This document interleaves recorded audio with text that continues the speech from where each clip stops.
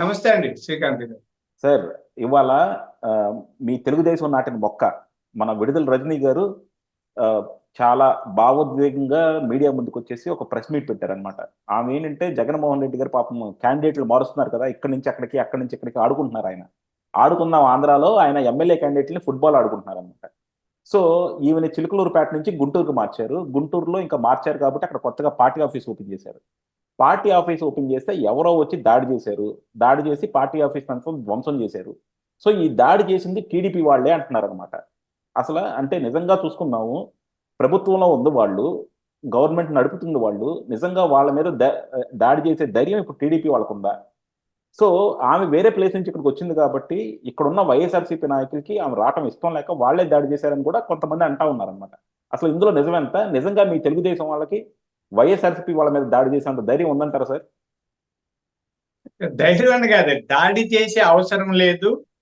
దాడి చేసే కల్చర్ కూడా టీడీపీలో లేదని.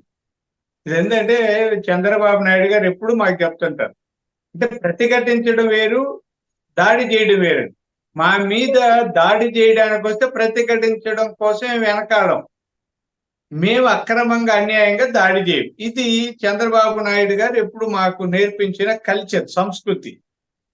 రజనీ గారు సాధారణ వ్యక్తి ఏం కాదు కదండి. మంత్రి, అన్ని హోదాలు అన్ని ఉన్నాయి, ఆ, అన్ని ఉన్నాయి. అది అండర్లైన్ చేసుకోండి. ఆమె మీద దాడి ఎవరు చేస్తారు?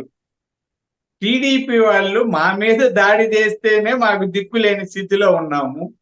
మా కార్యాలయంలో, అంటే గుంటూరు అయినా విజయవాడ అయినా అదంతా దగ్గరే కదా, దాదాపు మధ్యలో ఉన్న మా కేంద్ర కార్యాలయంలో వైఎస్ఆర్ పార్టీ కార్యకర్తలు వచ్చి ధ్వంసం చేస్తేనే మేము అడ్డుకోలేకపోయాం అప్పుడు. చాలా ఇది.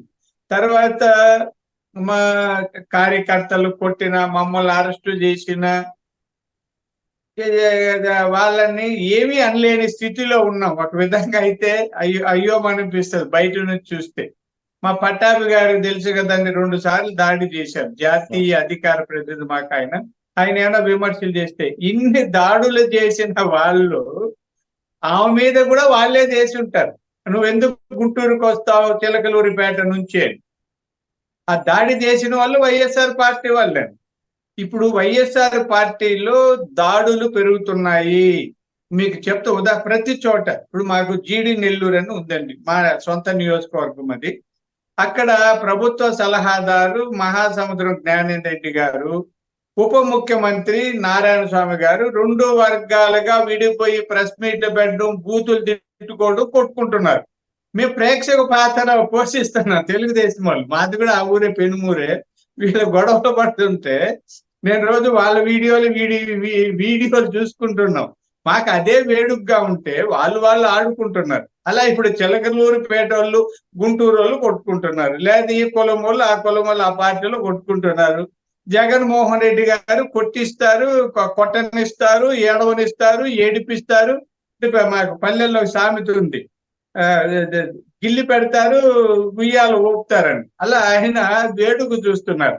ఈమె ఆడికి బొమ్మన్నారు, ఆడ తట్టుకోలేక వెళ్ళిపోతే నేనేం చేసేదమ్మా అంటారు. దాన్ని తెలుగుదేశం మీద నెట్టేస్తారు. మా వాళ్ళు ఎవరు విడుదల రజని మీద గొడవకు పోలేదు, ఆమెను ఏం చేయలేదు. అయితే ఆ ఈ సంస్కృతిని పెంచి పోషించింది వైఎస్ఆర్ వాళ్ళే. అంటే నీవు నేర్పిన విద్యయే నీరదాక్ష అనే ఒక ఇది ఉంది సామెత. వాళ్ళే నేర్పించారు. దాడులు చేయొచ్చు, మన మాట వినని వాళ్ళని కొట్టచ్చు, పోలీసులు అడ్డు పెట్టుకొని ఏమైనా చేయొచ్చు, కిరాతకాలు చేయొచ్చు, ఇవన్నీ వాళ్ళు నేర్పించారు. ఆ నేర్చుకున్న వాళ్ళు వాళ్ళ మీదనే తిరుగుబాటు చేశారు. కాబట్టి విడుదల రజనీ గారు స్వయం కృతాపరాధంతో ఆ పరిస్థితి కొని తెచ్చుకున్నారు. ఏమన్నా అధికారం ఉంది, పార్టీ వాళ్ళది, సెక్రటేరియట్ కోతవేటు దూరంలో గుంటూరు ఉంది, అక్కడే ఉన్నట్లే అనుకోండి పక్కనే. ఇంత ఉండి వాళ్ళ మీద వేరే పార్టీ వాళ్ళు, ప్రతిపక్షంలో ఉన్న వాళ్ళు దాడి చేస్తారని ఆమె గొంతు చించుకొని ఏడ్చి ప్రెస్ మీట్ లో చెప్తే నమ్మే వాళ్ళు ఎవరండి? అమ్మ రజనమ్మ, ఈ డ్రామాలు ఎందుకు? డ్రామాలు వద్దమ్మా, ఇన్ని డ్రామాలు. అదేదో అప్పుడు మా పార్టీలో ఉన్నావు, డ్రామాలు వేసావు, కొద్ది బాగానే ప్రోత్సహించాము. అక్కడి నుంచి ఎగిరి ఆ పక్క దూకింది ఆమె. గోడ దూకి అక్కడ పోయి ఎమ్మెల్యే అయింది, మంత్రి అయింది. ఇవన్నీ అయ్యావమ్మా, ఇప్పుడు అవన్నీ కూడా పోతాయి. గుంటూరులో గెలిచేది లేదు. అసలు ఆమెని సీటు రానివ్వరు, వచ్చిన గెలవనివ్వరు, నామినేషన్ కూడా వేయనివ్వరు. ఆమె తీవ్రమైన ప్రతిఘటన ఎదుర్కోవాల్సి వస్తుందండి. అందుకని మా పార్టీ ప్రమేయం లేదు, అది వాళ్ళ అంతర్గత వ్యవహారం. వైఎస్ఆర్ పార్టీలోనే ఒక వర్గం వల్ల ఆమె మీద దాడి చేస్తే ఆమె తప్పుడు ఆరోపణలు చేస్తున్నది అన్నది మా వివరణ అండి. కానీ డెఫినెట్ గా సార్, ఇది నిజంగా చూసుకున్నా సరే ఇప్పుడు జగన్మోహన్ రెడ్డి ప్రతి చోట ఎమ్మెల్యే క్యాండిడేట్లు మారుస్తా ఉన్నాడు అనమాట. ఒక చోట ఉన్న వాళ్ళని తీసుకెళ్లి ఇంకో చోట పెడతా ఉన్నాడు. ఇప్పటిదాకా అక్కడ ఆ పార్టీ కోసం పనిచేసిన వాళ్ళు చాలా మంది ఉండి ఉంటారు. సో డెఫినెట్ గా ఇది లేనిపోని రాజకీయం కదా. ఇప్పుడు అక్కడ అనవసరంగా ఒక కొత్త గొడవల్ని జగన్మోహన్ రెడ్డి సృష్టిస్తున్నాడు కదా. అసలు ఎందుకు ఏది చూసుకున్నా సరే జగన్మోహన్ రెడ్డికి వ్యతిరేకంగా వర్క్ అవుతున్నాయి ఈ మధ్య. ఓ పక్కన చూస్తే షర్మిల గొడవ, ఒక పక్కన చూస్తే అభివృద్ధి లేదు, ఓ పక్కనేమో ఇంటర్నల్ పాలిటిక్స్ వైఎస్ఆర్సీపీలో. ఎందుకు జగన్మోహన్ రెడ్డి ఒక్కసారి ఇన్ని తప్పులు చేస్తున్నాడు సార్ అసలు? ఏదో మీ తెలుగుదేశానికి అధికారం కట్టబెట్టడానికే జగన్మోహన్ రెడ్డి చేస్తున్నట్టున్నాడు ఇవన్నీ. సార్ మీకు ఇది చెప్తాను. ఇప్పుడు మనిషికి మొదట రక్తపోటైనా వస్తుంది, లేదా మధుమేహం అన్నా వస్తుంది, లేదా స్థూలకాయం వస్తుంది.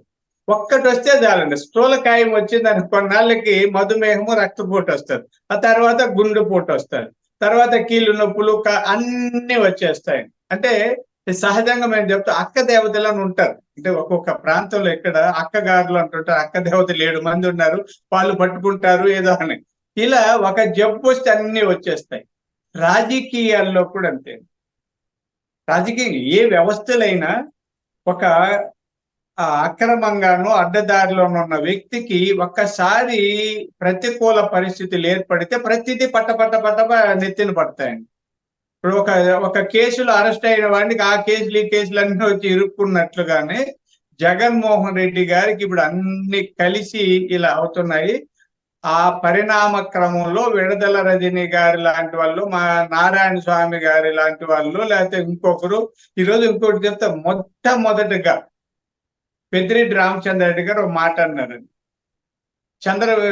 ఇది చంద్రబాబు నాయుడు గారు లేదంటే ఈ తెలుగుదేశం వాళ్ళందరూ కూడా, నేను అంటే రామచంద్రారెడ్డి గారు ఎప్పుడు వెన్నుపోటు పొడుస్తారు, జగన్మోహన్ రెడ్డి గారిని తోసేస్తారు ఇట్లానే అంటున్నారు, ఇవన్నీ అబద్ధం, నేనెందుకు ఆయనకు వ్యతిరేకం చేస్తాను మొట్టమొదటిసారి చెప్పాడు. అంటే ఇక్కడ మాకు సామెత, గుమ్మిడికాయల దొంగ అంటే భుజాలు తడుము. ఆయన ఎవరు చెప్పారండి? పెద్దిరెడ్డి రామచంద్రారెడ్డి గారు జగన్మోహన్ రెడ్డి గారిని తోసేసి ముఖ్యమంత్రి అయితే ఎవరైనా చెప్పామా, మీకేమన్నా విన్నారా? కానీ ఆయనే చెప్తున్నారు. అంటే ఇక్కడ దీన్ని కూడా నేను రాజకీయంగా చూస్తుంటాం. చాలా సార్లు రాజకీయాల్లో అవునంటే కాదనులే, కాదంటే అవుననులే అని. నేను దేవుడుగా చూస్తున్నాను, ఇతనికి మించిన నాయకుడు లేదు, నా చర్మం ఒలిచి చెప్పులు కుట్టిస్తానన్నాడు, మరుసటి రోజు తోసేసి ఉంటారు.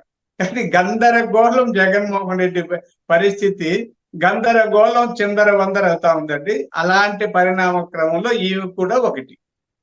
డెఫినెట్ గా సార్, ఎందుకంటే నిజంగా జగన్మోహన్ రెడ్డి సృష్టించుకున్న దాంట్లో ఆయనే పడుతున్నారేమో అనిపిస్తుంది. ఇవన్నీ కూడా ఆయనకి యాంటీగా వర్కౌట్ అవుతున్నాయి. అలాగే ఇప్పుడు ఎమ్మెల్యేలు మార్చేయడం వల్ల మాత్రం నిజంగా ఇది పెద్ద బ్లెండర్.